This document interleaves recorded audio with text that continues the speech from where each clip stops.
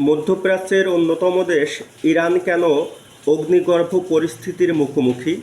দেশটির শান্তিপ্রিয় লাখো লাখো জনতা এখন কেন ইরানের রাজপথে?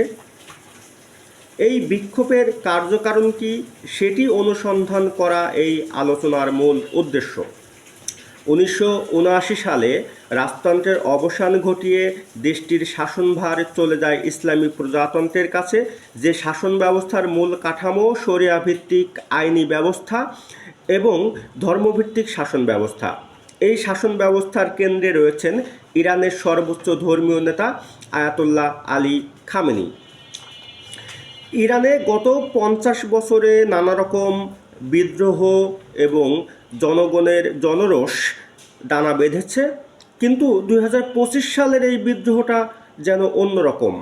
এর কারণটাই আসলে ইরানের অভ্যন্তরে নিহিত, কারণ দেশটিতে অর্থনৈতিক অবস্থা নাজুক, মার্কিন স্যাংশন, মার্কিন চাপ, বৈদেশিক বাণিজ্যর প্রবাহ কমে আসা, সব কিছু মিলে ইরানের অর্থনৈতিক অবস্থা নাজুক পরিস্থিতিতে রয়েছে।